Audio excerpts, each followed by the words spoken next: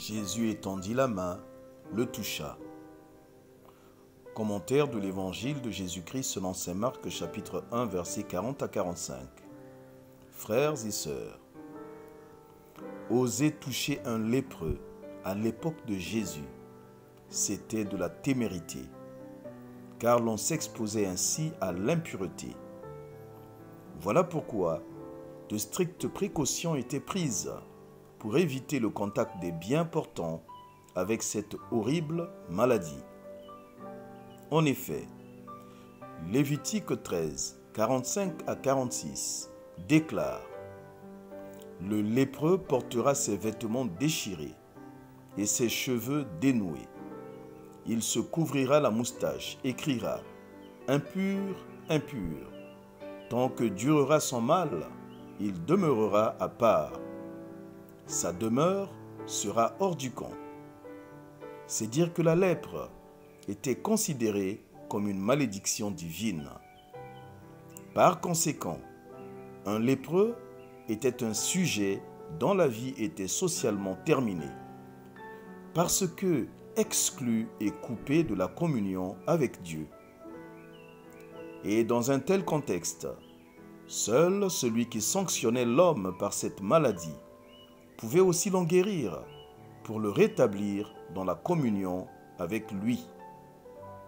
Cela signifie que la guérison d'un tel mal était réservée au miracle, c'est-à-dire exclusive à Dieu.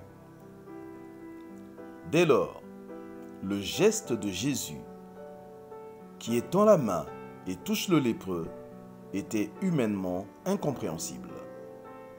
Mais cette audace exprimée par un geste, si sobre soit-il, et l'effet immédiat qui s'ensuit, était un message hautement significatif adressé à ses contemporains. Jésus accomplissait ainsi l'un des signes inaugurateurs des temps messianiques. Il donnait à voir que le royaume de Dieu est advenu pour les hommes. En syllogisme, cela donnerait à peu près ceci: seul Dieu peut guérir un lépreux. Or Jésus a guéri le lépreux, donc Jésus est Dieu. En effet, il étendit la main, toucha le lépreux, et par une parole d'autorité, il dit, et cela fut.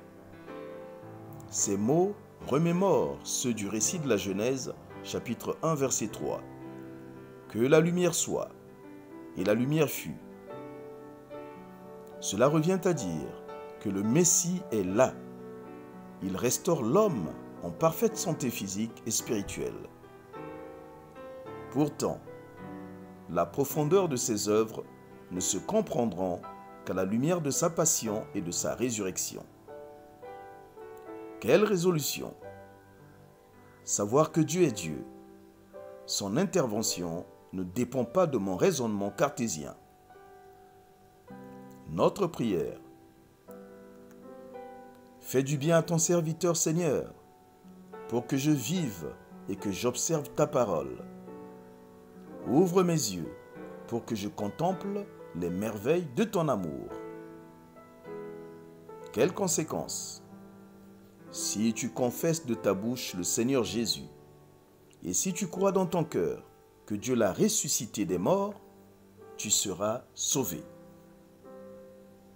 Pluie de bénédictions, tout pour la gloire de Dieu.